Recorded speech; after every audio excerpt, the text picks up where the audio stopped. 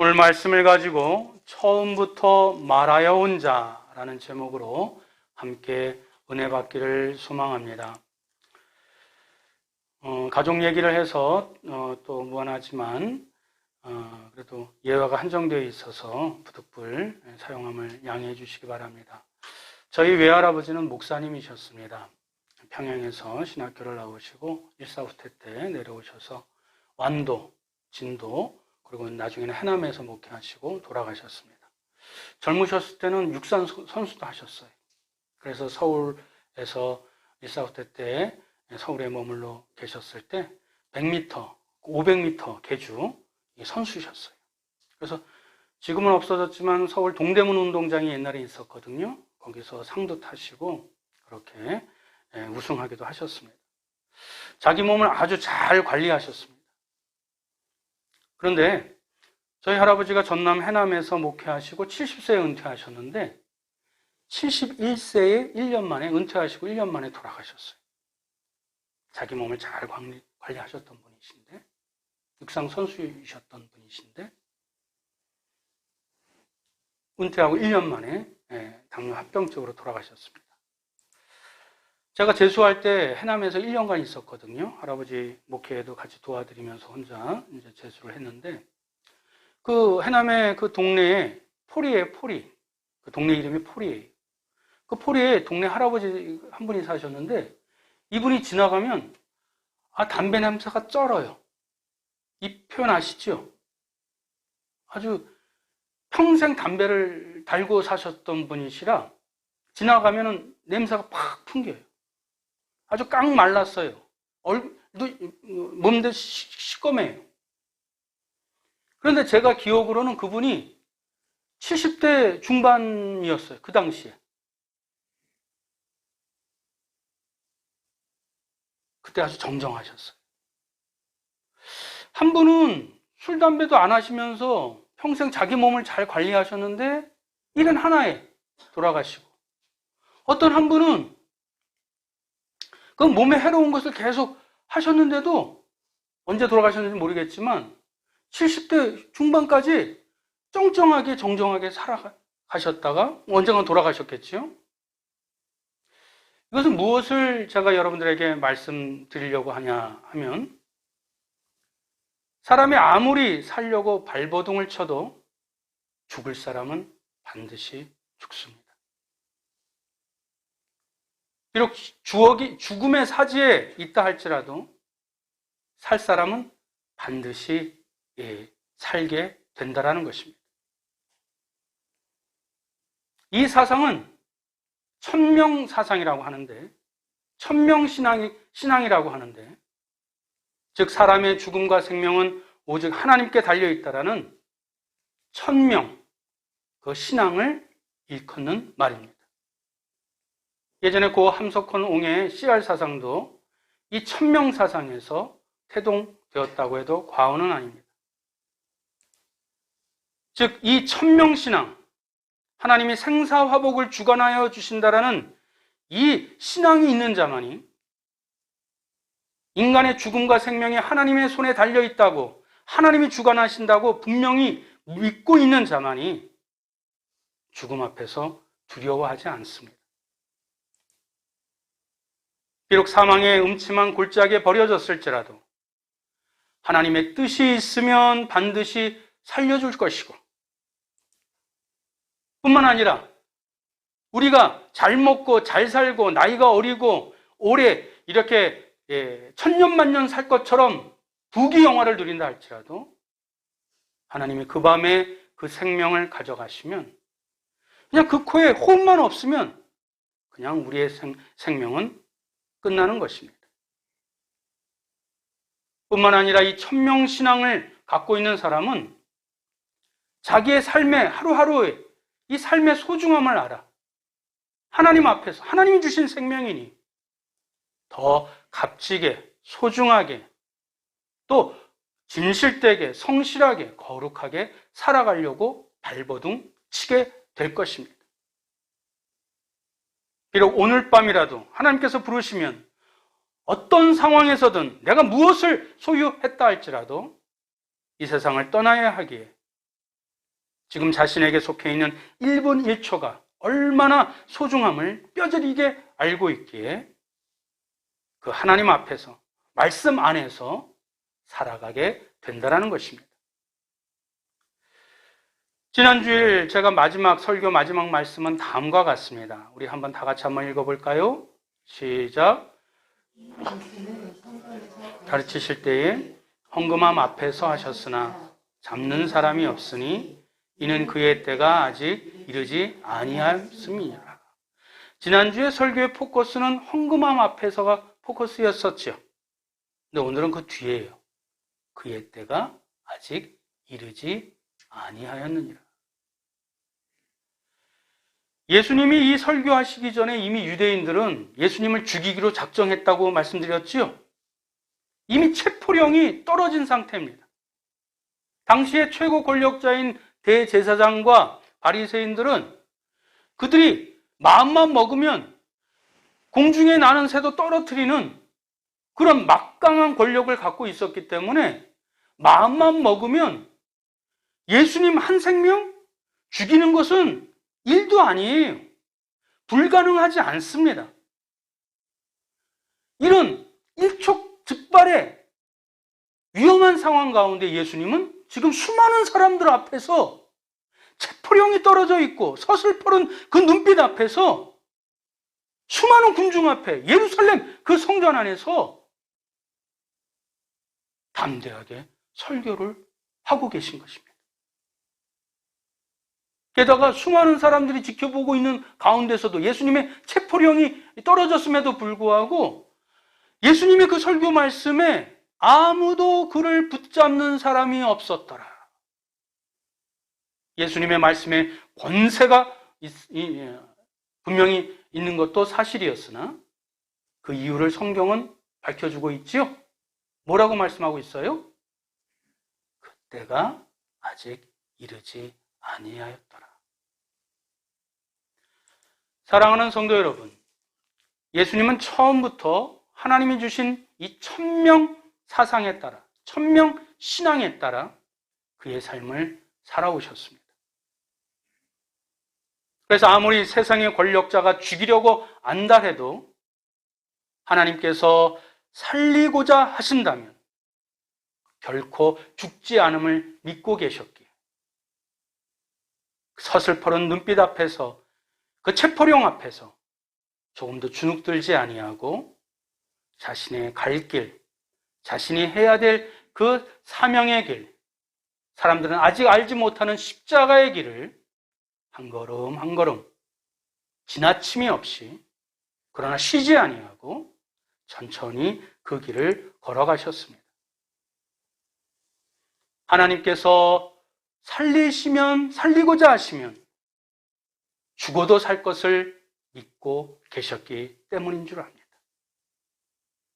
이 천명 사상, 이 천명 믿음을 예수 그리스도가 분명하게 소유하셨기에 십자가의 죽음도 장차 임할 그 죽음도 담담히 받아들이실 줄 아셨고, 그리고 그 결과 부활의 신앙의 발판이 되었음을 우리는 기억해야 될 줄 믿습니다. 예수님의 그 대답에 오히려 당황한 것은 그들이었습니다. 그래서 25절에 이렇게 그들이 얘기합니다. 그들이 말하되 내가 누구냐? 예수께서 이르시되 나는 처음부터 너희에게 말하여 온 자니라. 오히려 당황하고 황당한 건 그 사람들이 예수님을 죽이려고 서슬퍼런 눈빛으로 지금 다가갔는데 오히려 더 당당하고 더 자신 있게 말하는 이 예수님 앞에서 오히려 주눅들어서 도대체 너는 누구냐? 너는 어디서 온 놈이냐? 감히 우리 앞에서 이렇게 뻔뻔하게 당당하게 얘기하는 너희 자신감의 근거는 어디냐? 아마 내가 누구냐에 그게 함축되어 있지 않겠습니까? 그때 예수님이 뭐라고 말씀하시죠? 나는 처음부터 너희에게 말하여 온 자니라. 예수님은 처음부터 말씀대로 오셨고, 하나님의 말씀대로 살아가셨고, 그 말씀만 증거하셨다가 말씀대로 생을 마감하신 분이십니다. 예수님은 처음부터 하나님의 말씀 가운데 진리만을 전해주려 오신 분이셨습니다.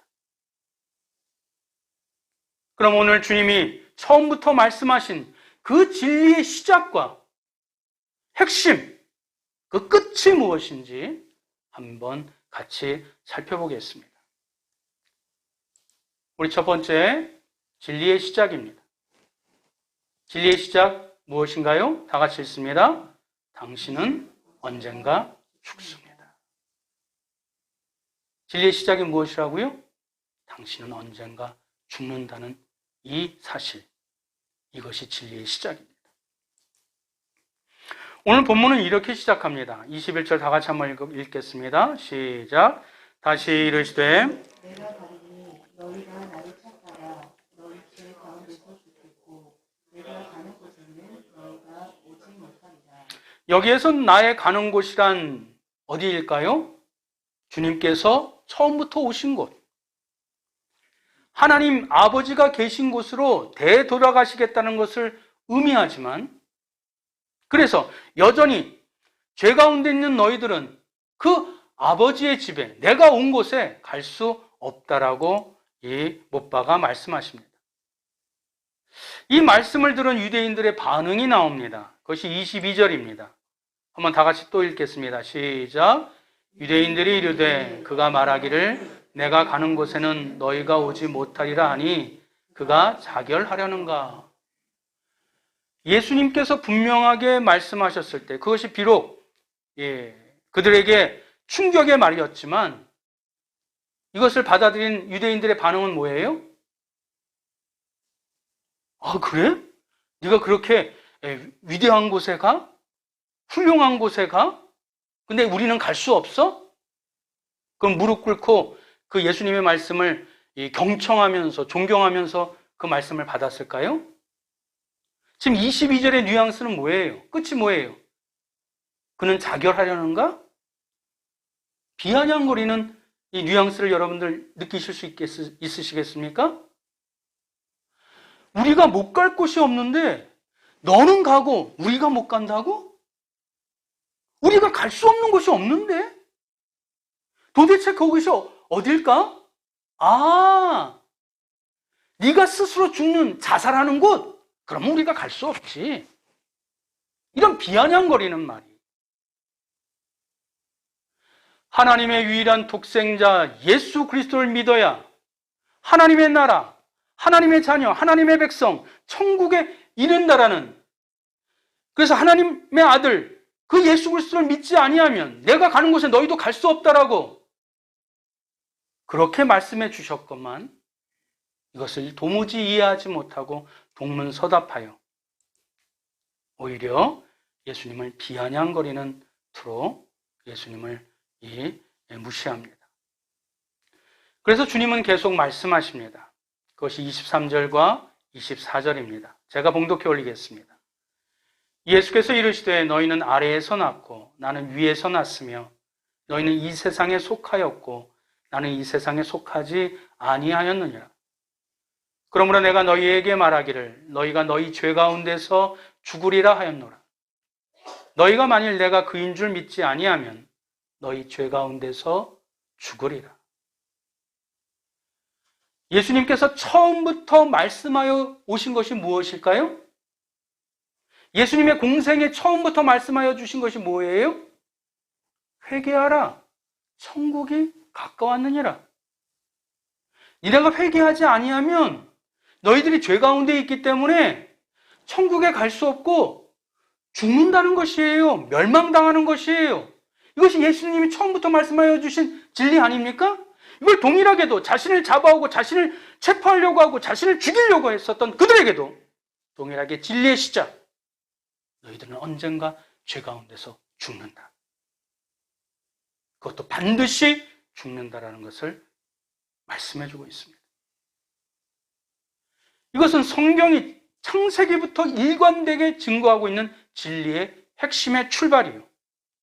발자국입니다. 아담과 하와가 죄를 졌을 때 그들에게도 동일하게 하나님은 말씀해 주셨고, 그리고 로마서 6장 23절에 사도 바울도 우리 다 같이 읽습니다. 시작. 죄의 싹은 사망이요 하나님의 은사는 그리스도 예수 우리 주 안에 있는 영생이니라. 할렐루야. 앞에 말 죄의 싹은, 죄의 보상은, 죄의 대가는, 죄의 결과는 뭐라고요? 사망, 죽음이라는 것입니다. 항상 진리의 시작은 죄를 지면 죄 가운데 우리는 반드시 죽는다라는 이 사실입니다. 그래서 진리의 시작은 언제나, 당신은 언젠가 반드시 죽는다는 것을 전함으로부터 시작됩니다. 그런데 왜 주님께서 죄 가운데서는 반드시 죽는다는 것을 먼저 그리고 계속 말씀하셨을까요? 인간은 반드시 죄 가운데 죽는데 죽음으로 그치는 것이 아니란다. 살 길이 있단다. 그것도 영원히 살 길이 있단다. 그것을 그 두 번째 진리를 선포하기 위해서 대전제 첫 번째 진리의 시작으로 말씀해 주신 것입니다. 그래서 오늘 두 번째 진리의 내용, 진리의 핵심으로 들어가도록 하겠습니다. 두 번째 진리의 핵심, 다 같이 읽습니다. 시작. 죽어도 영원히 사는 길이 있습니다. 여러분 믿으십니까? 이 진리는 저 세상 사람들은 모릅니다. 그냥 한 번 살다가 내 마음대로 살다가 죽는 것으로 끝나는 것인데, 가보지도 않았고 과학적으로도 증명되지 않았었던 이 형이상학적인 이 표현을 도무지 이해하지 못합니다. 그냥 종교심이 있으면 죽어서 뭐 또 다른 인생이 있겠지, 다른 존재가 되겠지, 기껏해야 윤회사상, 거기까지가 고차원적으로 생각을 해요. 그러나 예수님은 진리의 핵심을 전하기 위해서 진리의 시작점을 출발하셨고, 그리고 그 두 번째를 강조해 주십니다. 예전에 제가 청년들과 집사님들과 병원 선교와 전도를 여러 번 자주 했었습니다. 근데 병원 선교나 전도 메시지의 시작은 당신은 죽습니다부터 시작합니다. 많은 분들이 당신의 병을 위해서 낫기를 기도해 주겠습니다. 그렇게 시작하거든요. 근데 우리는 그렇게 시작하지 않았어요. 선생님, 진실 하나 말씀드려도 될까요? 우리 자매님은, 우리 형제님은, 우리 선생님은, 우리 여사님은 언젠가 반드시 죽습니다. 내가 성경책을 끼고 있기 때문에 목사인 거 알아요. 가까이 다가가면 벌써 고개를 이렇게 돌려버려요. 병 낫기를 위해서 기도해 주겠다 그러면 시큰둥 잘 안 해요. 10에 8은 잘 안 들어요. 왜? 지금은 의사를 더 의존하고 있기 때문에 믿는 사람 아니고서는 내가 기도해 준다고 해도 달가워하지 않습니다. 그런데 당신은 언젠가 죽습니다. 그러면 날 쳐다봐요. 고개를 돌려서 눈이 휘둥그레져서 저를 쳐다봐요. 그때 얘기합니다. 선생님은 반드시 죽습니다. 오늘도 이 병원에서는 이름도 알지 못하는 수많은 사람들이 죽어갈 것입니다. 그들이 돈이 없어서 죽어갔을까요? 돈이 많은 사람들도 반드시 죽습니다. 머지않아 선생님도 반드시 죽게 될 것입니다. 그러면 반은 화가 나 있고, 반은 궁금해하고, 반은 어쩔 줄 몰라서 당황한 눈빛으로 쳐다보게 될 때, 그때 진리의 핵심, 두 번째 복음을 전합니다. 우리 주님도 처음부터 죄 가운데서 반드시 죽는다고 말씀하신 예수님께서는 처음부터 그 진리의 시작과 함께, 그리고 진리의 핵심을 똑같이 이어서 말씀해 주셨습니다. 요한복음 1장 12절 한번 다 같이 한번 읽어볼까요? 시작. 영접하는 자, 곧 그 이름을 믿는 자들에게는 하나님의 자녀가 되는 권세를 주셨으니. 두 번째 진리의 핵심 예수님이 말씀하셨어요? 안 하셨어요? 말씀하셨습니다. 요한복음 5장 24절에도 반복해서 또 말씀하고 계세요. 같이 읽겠습니다. 시작. 내가 진실로 진실로 너희에게 이르노니 내 말을 듣고 또 나 보내신 이를 믿는 자는 영생을 얻었고 심판에 이르지 아니하나니 사망에서 생명으로 옮겼느니라. 할렐루야. 이것을 믿으십니까? 이처럼 예수 그리스도께서 죄 가운데서는 반드시 죽는다는 사실을 거듭 강조하신 까닭은 그 뒤에 인간으로 하여금 죽을 수밖에 없으나, 반드시 죽을 수밖에 없으나, 죄로 말미암아 멸망당할 수밖에 없으나, 그러나 살 길, 예수 그리스도 안에서 다시 살아날 수 있는 유일한 길, 그 길을 통해서 영원한 생명, 참 생명을 얻게 하려 하심인 줄 믿으시길 바랍니다. 병상에서 저를 계속 쳐다보는 환자에게 이어서 제가 전합니다. 하나님께서 부르시면 아무도 막을 수 있는 자 없습니다. 이 세상 그 누구도 반드시 떠나야만 합니다. 그러면 선생님, 죽어서 티끌, 흙먼지가 되시겠습니까? 아니면 죽어서 하나님의 자녀가 되어서 영원한 생명을 누리시겠습니까? 이것을 지금 선생님이 선택하셔야 합니다. 그리고 자신이 피하려고만 했었던 그 죽음이 단순한 죽음만이라는 것이 아니라는 것을, 그리고 자신이 붙잡으려고 했었던 그 생명만 유일한 생명이 아닌 것을 예수 그리스도를 영접함으로, 받아들임으로, 그리고 자신의 영혼을 우리의 주인이신 예수님께 의탁하도록 그 환자를 위해 함께 영접 기도를 드렸습니다. 목사인 저도 이 다음에, 아니 오늘이라도 주님께서 저를 부르시면 하나님 나라에 우리 주님을 만날 것을 저는 확신합니다. 이제 예수님이 처음부터 말씀하여 온 진리의 결과를 다룰 차례입니다. 우리 세 번째 함께 읽겠습니다. 시작. 진리의 결과.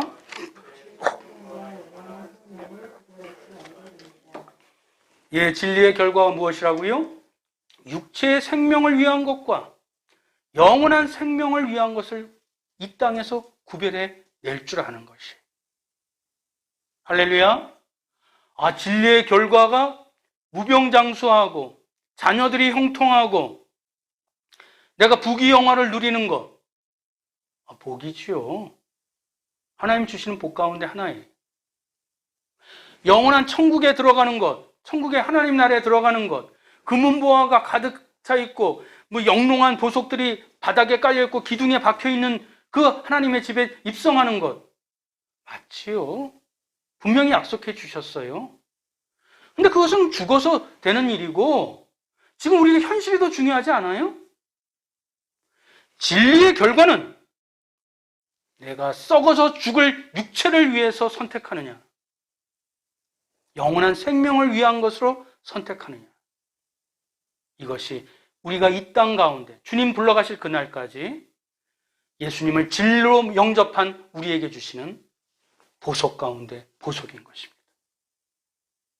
이래 우리의 인생이, 남겨진 인생을, 예수님을 영접한 그 뒤의 인생이 허망한데 시간을 낭비하지 아니하고, 허탄한데 우리의 마음을, 에너지를 쏟지 아니하고, 영원한 생명과 일직선상으로 연관되어 있는, 연결되어져 있는 그런 가치관, 삶, 생각, 행동으로 풍성하게 인생을 건강하게 살아가게 된다는 것입니다.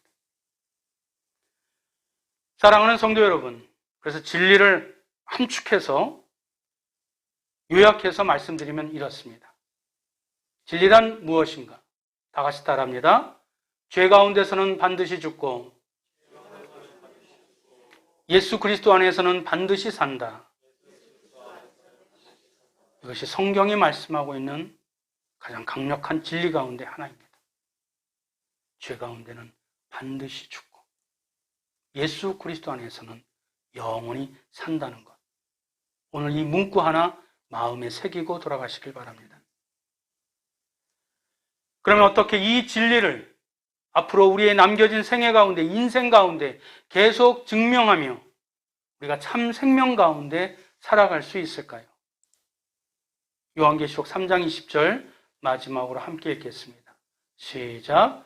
볼지어다 내가 문 밖에 서서 두드리노니 누구든지 내 음성을 듣고 문을 열면 내가 그에게로 들어가 그와 더불어 먹고 그는 나와 더불어 먹으리라. 이 말씀이 1차원적인 말씀이 아니라는 건 아시겠지요? 우리가 예수님을 나의 구주로 영접하면 그분이 나와 함께 식사한대요. 나를 내 영원히 살 수 있는 그 참 생명으로 나아갈 수 있는 영원한 생명 가운데 충분히 걸어갈 수 있는 그 진리의 양식, 사랑의 양식, 은혜의 양식, 이 정도면 아멘 하셔야 되지 않아요? 능력의 양식을 함께 이 잔치상을 베풀어 놓으시고 저와 함께 먹으신대요. 먹어야 힘을 내지 않겠습니까? 먹어야 사랑하지 않겠습니까? 먹어야 기쁨을 누리지 않겠습니까? 여러분, 여전히 나는 죄 가운데 살아가잖아요. 또 우울한 생각, 또 불안한 생각, 또 분노의 생각, 또 짜증내는 생각, 그런 것이 우리를 엄습하잖아요. 참 생명이신 그분의 말씀, 그분만 함께 날마다 함께 동행하게 된다면 내 육신은, 내 생각은 또 쓰러지고 낙담하고 또 옛 습관으로 이렇게 처박혀 있어도 또 다시 주님을 생각하고 주님의 말씀 앞에 쓰고 주님의 말씀을 묵상하고 그래도 이 말씀을 먹고 내가 또 힘을 내야지 할 때 그는 나로 더불어 먹으리라. 그분이 걸어가신 길, 비록 십자가의 길이지만 그것이 부활의 영광의 길이요 영원한 생명의 길인 것을 주님이 앞서 가셔서 증명해 주셨던 것처럼 지금 네가 너의 십자가를 지고 가더냐? 그러나 참 생명인 나와 함께 그 길을 걸어간다면 그 말씀을 함께 먹고 마시면서 그 말씀 가운데 네가 걸어간다면 내 생명의 양식을 네가 먹고 네가 걸어간다면 힘을 얻을 것이고 소망이 생길 것이고 그 길이 지금은 고단한 인생길이라 할지라도 영원에 이르는 길로 내가 너를 안내해 주리라. 이것이 진리의 결과인 것입니다. 그리고 주님을 믿는 자는 죽어도 하나님께서 반드시 다시 살리시는 것과 하나님께서 부르시면 반드시 이 땅을 떠나야 한다는 하나님의 천명을 믿는 자가 지금 짧게 우리가 명시한 이 진리를 붙잡고 참 생명 가운데 영원한 생명과 연결된 삶의 모습으로 살아가게 될 줄 믿습니다. 이제 말씀을 맺겠습니다. 사랑하는 성도 여러분, 여기 앉아있는 모두는 지금으로부터 100년 후면 한 사람도 예외 없이 다 죽을 것입니다. 동의하시죠? 우리의 몸, 시체마저 다 썩어 없어질 것입니다. 그러니 오늘 주님이 말씀하여 주신 진리를 잊어버리지 마십시오. 하나님의 천명을, 우리의 생사화복을 하나님이 주관하신다라는 이 천명신앙을 잊어버리지 마십시오. 그러면 우리가 주님의 참 생명 안에 있는 우리는 100년 후에 우리의 육체는 썩어져 없어질지라도 지금보다 더 아름다운 모습으로 더 거룩한 성품으로 그 하나님 나라에 살아 있게 될 것입니다. 금주 주님이 우리를 위해 고난을 받으신 그 길을 묵상으로 함께 동행하며 주님을 믿는 참 신앙으로 다시 살아나시길 주님의 이름으로 축원드립니다. 기도하겠습니다. 사랑과 은혜가 많으신 하나님, 예수 그리스도께서 처음부터 말씀하여 오신 그 진리가 오늘 내 심장에, 내 마음판에, 그 중심에 꽂히게 하여 주옵소서. 제 아무리 죽음이 두렵게 우리를 엄습할지라도 예수님의 진리를 마음에 품은 우리는 이미 사망에서 영원한 생명으로 옮겨졌음을 확신하는 가운데 살아가게 하여 주옵소서. 이미 영원한 생명을 얻은 자답게 하나님의 부르시기 전 우리의 능력과 우리의 사랑과 우리의 마음을 아낌없이 나눠줄 줄 아는 자가 되게 하여 주옵소서. 그리하여 저마다 십자가의 사명을 거쳐 다시 영원히 사는 부활의 진리를 체험하게 하여 주옵소서. 예수님의 이름으로 기도드립니다. 아멘.